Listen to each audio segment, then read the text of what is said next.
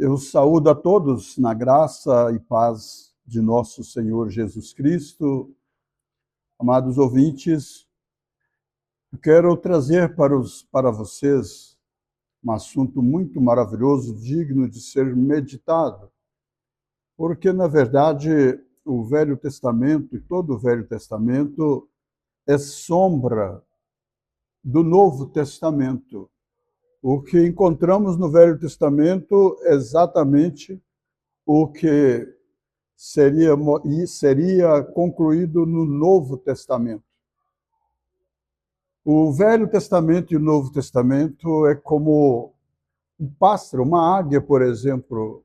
Não tem como um pássaro, ou seja, tomando como tipo a águia, voar apenas com uma asa. Ela depende das duas asas para voar. E nós dependemos do Velho e do Novo Testamento também para voar, para andar em Cristo Jesus, para entender. Se você vê, por exemplo, a sombra de um cavalo, por exemplo, você não vai esperar encontrar na realidade um elefante, está entendendo? Então, no Velho Testamento, o que está no Velho Testamento é exatamente o que iria acontecer exatamente também no Novo Testamento. Portanto, os profetas no passado, como no caso de Daniel e os demais, como no caso de Isaías e todos os demais profetas, eles viram o fim que nós ainda estamos esperando acontecer. Eles viram o novo céu, nova terra, viram o milênio, viram a lua, as bodas do cordeiro e assim por diante. Então eu quero trazer para vocês sobre a noiva gentílica, o chamado da noiva gentílica, como ela teria que ser separada e preparada para o arrebatamento. Nós encontramos esta narração como tipo muito maravilhoso da noiva de Cristo, que está em Gênesis, no capítulo 24. Nós vemos aqui, amados ouvintes, a grande preocupação de um pai que queria o bem de seu filho. E eu digo, qual o pai, verdadeiro pai, que não quer o bem de sua família, o bem de seus filhos? Abraão era este pai. Abraão era esse pai preocupado, porque seu filho Isaque já tinha 40 anos de idade, ainda solteiro, e ele perdeu a sua mãe. Pense bem nisso. E Abraão ficou ele e Isaque, e ele era um homem de muito poder aquisitivo, tinha muita coisa, Deus tinha enriquecido Abraão de uma forma sobrenatural. E então o que acontece? Chegando o momento, já bem no final da sua vida, ele se preocupou com seu filho Isaque, que tinha 40 anos. E Isaque precisava de ter uma esposa. E Abraão se preocupou porque Abraão não queria que Isaque, seu filho, se envolvesse com mulheres que não fossem de seu próprio nível de fé, nível espiritual. Né? Tanto falando de nível de riqueza, não, de valores, não. Mas sim, ele precisava de encontrar uma esposa que tinha a mesma fé. Uma esposa, melhor dizendo, que de sua parentela. Ele não queria que Isaque se envolvesse com mulheres estranhas, de forma nenhuma. Então, meus amados, ele se preocupou tanto que ele chamou o seu mordomo Eliezer.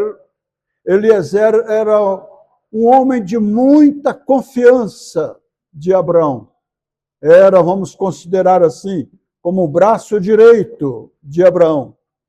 E se Abraão não tivesse nenhuma semente, eu creio que Eliezer herdaria tudo que ele tivesse, porque de tanto que Eliezer era um homem segundo o coração de Abraão.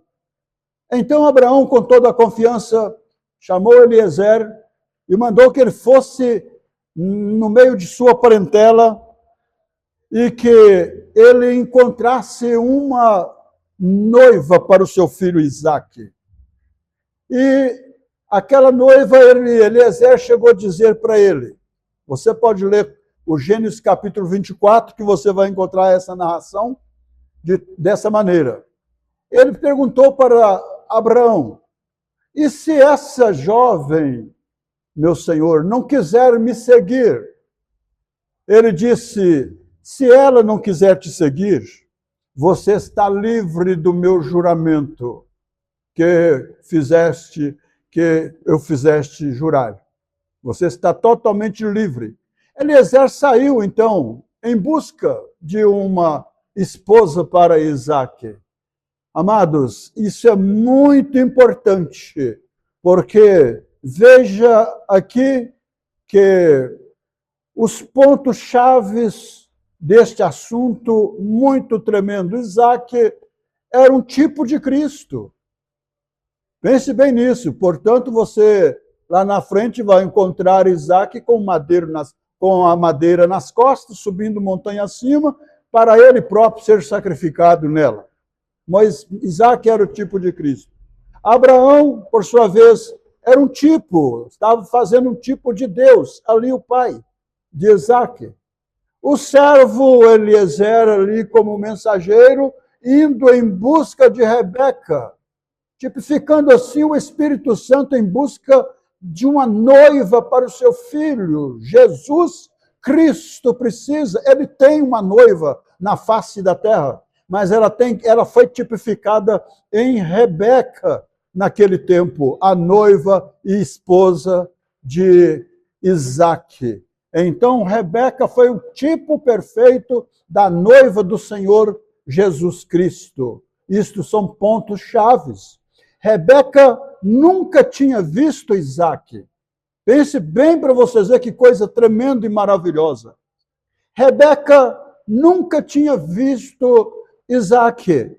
Ela simplesmente creu pela mensagem, tipificando assim a noiva do Senhor Jesus Cristo. Nós nunca vimos a pessoa do Senhor Jesus Cristo, mas, no entanto, a noiva verdadeira de nosso Senhor Jesus Cristo, ela crê em sua mensagem. Ele enviou a mensagem através do cumprimento de Malaquias 4, versos 5 e 6, através de um ministério de um homem chamado William Branham para esse dia. Você pode pensar assim, esse povo é idólatra de William Branham. Você vai pagar caro. Um certo homem falou isso comigo uma certa vez. Mas se ele não se arrepender, vai pagar muito caro. Porque, na verdade, eu pergunto para vocês, qual pregador nos dias de João Batista que pregava e que não mencionava que João Batista era um profeta enviado de Deus? Qual homem que vai pregar a palavra hoje que não menciona os profetas no Velho Testamento? Todos são mencionados. E nesta hora que nós estamos vivendo, para este dia, como Deus prometeu enviar o espírito de Elias, ele tinha que usar um homem. Esse homem poderia ser Pedro, Tiago, ou Pedro, Manuel, Antônio, ou Felipe, ou seja qual for o nome do homem. O nome do homem não importa. Só que o William Branham caiu na graça de Deus, de nele ser cumprido este ministério tão tremendo e contundente que não pode ser negado, a não ser por pessoas incrédulas, pessoas que não crêem na manifestação de Deus, pessoas que não podem ver Deus no homem, no ofício, no ministério. Nós nunca nós somos idólatra de um homem, não. Portanto, o próprio Senhor Jesus Cristo, nós não somos idólatra dele, nós somos filhos dele. Somos eleitos e predestinados. Nós o adoramos. nós o adoramos, nós o amamos, nós cremos em sua palavra. E para esta hora que nós estamos vivendo, da mesma forma que Rebeca não conhecia Isaac, Rebeca não conhecia também o mensageiro que foi buscá-la. Mas ela creu quando ela ouviu a mensagem, ela viu fidelidade, ela viu sinceridade na vida, nas palavras daquele homem Eliezer. E então ela teve que tomar uma certa decisão tremenda. Ela creu na mensagem e, com isso, ela deixou sua família. Você já pensou? E Jesus vem e disse, aquele que não deixar pai, mãe, casa, tudo, por amor de mim, não é digno de mim. Rebeca fez isto, meus amados, tipificando assim a noiva de Jesus Cristo. A sua família ficou para trás. Ela teve que decidir ir com este homem àquela terra, uma terra que ela não conhecia. Ela, então, perguntavam, era pergunta decisiva. Irás tu com este homem, Rebeca? Isto perguntou ali seu irmão, ali, Labão. Irás tu com este homem, Rebeca? Ela disse, sim, eu irei. Estou disposta a seguir esta mensagem. Estou disposta porque eu sei que esta mensagem é verdade. Esse homem não falou de si próprio. Deus falou na boca deste homem. E eu creio na mensagem que ele trouxe. E eu vou com ele para encontrar o meu futuro. Está nesta mensagem. Eu irei porque creio que esta mensagem é verdade. E vou encontrar o meu esposo, o predestinado. Assim você, a noiva de Jesus Cristo, diz a mesma coisa. Ela foi um tipo da noiva gentílica.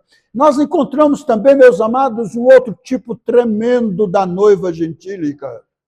E esta noiva, esse tipo, está no livro de Ruth, no capítulo 1, e a partir do versículo 4, falando de Noemi, que por sua vez foi parar nos campos de Moabe, por causa da fome que houve em Judá.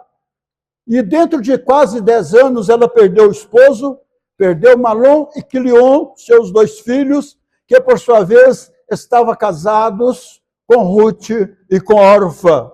Mas então Noemi teve que decidir voltar para a sua parentela, porque ela descobriu que na sua terra Deus havia abençoado o seu povo com alimentos, e ali agora ela tinha que voltar disposta, humildemente, mesmo para restolhar espigas, junto com os segadores, mas ela decidiu voltar para a terra de Judá, porque os moabitas eram meio termo, eles eram um povo perverso, idólatras.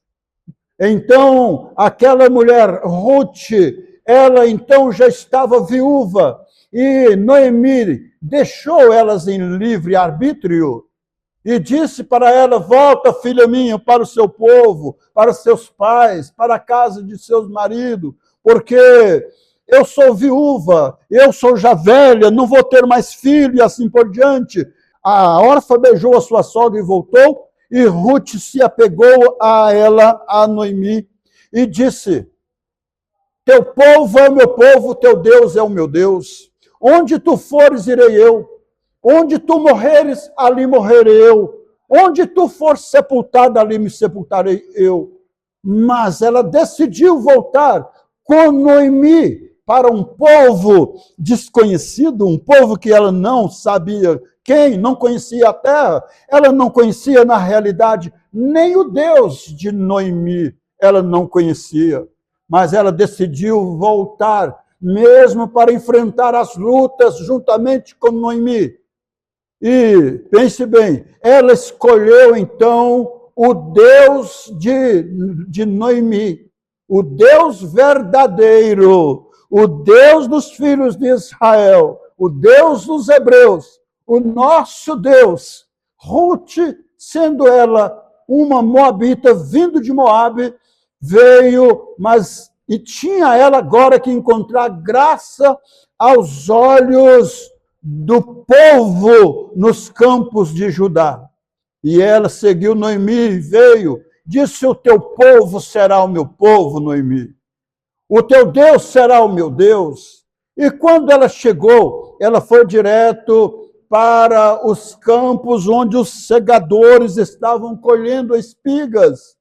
E ela entrou ali, pediu a liberdade para catar restolhos atrás daqueles segadores, até que chegou um homem por nome de Boaz. Chegou Boaz no campo, que era o dono de toda a fazenda ali, era o dono daquela colheita, toda aquela colheita, daquela cevada, o milho, seja o que fosse. Então, quando ele bateu o olho naquela jovem mulher, Ruth, ela achou graça aos seus olhos.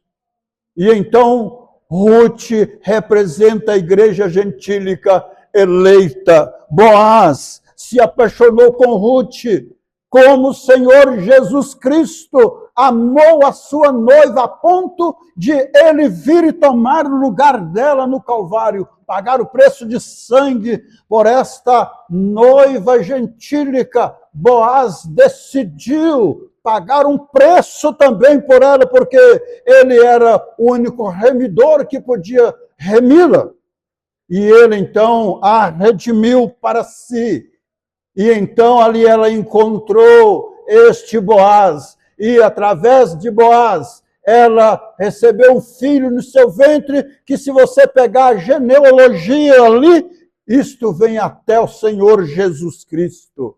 Amados ouvintes, esta é a maneira que Deus trabalha. O nosso Deus é Deus de graça, é Deus de misericórdia. Se você crê que você é uma semente eleita de Deus, você também pode fazer parte desta noiva gentílica, que ele prometeu buscá-la para levar para a ceia das bodas do Cordeiro nos céus. E depois, então, que ele tratar com essa terra através do fogo, que não ficará nem raiz e nem ramos. A Bíblia disse que a sua noiva pisará a cinza dos ímpios. E então ele descerá com a sua esposa para o milênio, 1000 anos de lua de mel na terra, e pisando então a cinza dos ímpios. Pense bem nisso. No final do milênio, então, haverá a segunda ressurreição, e os piores incrédulos que estão no pó da terra terão que ser levantados na segunda ressurreição para serem julgados exatamente por esta noiva gentílica, que será a rainha ao lado do rei. Ela, a noiva gentílica, e Cristo estará julgando o resto do mundo. E nós sabemos que ali Satanás, com seus súditos, os seus seguidores, serão lançados no lago que arde com fogo e enxofre. Esta é a segunda morte. Mas então, dali para frente, meus amados, ali naquela grande batalha, porque quando na segunda ressurreição, estes ímpios ressuscitarem, ali, então Satanás terá súditos, e ele virá no arraial dos santos para fazer guerra contra Cristo e sua esposa, e ele será desfeito com o assopro da boca do Senhor. Meus amados, dali para frente será então estabelecido o novo céu e a nova terra, onde habita a justiça. Estas são as promessas de Deus para o verdadeiro homem, a verdadeira mulher, para o verdadeiro rapaz, jovem, moças, as jovens, os adolescentes, as crianças. Esta é a promessa que Deus tem para o povo fiel e verdadeiro que está lutando para viver a palavra. Deus te abençoe, meus amados ouvintes, que Deus possa selar estas poucas palavras em vossos corações, possa despertar cada um dos filhos de Deus que ainda não tem tomado posse da sua eleição. Em nome do Senhor Jesus Cristo. Amém e amém. Deus abençoe a todos, no nome de Jesus.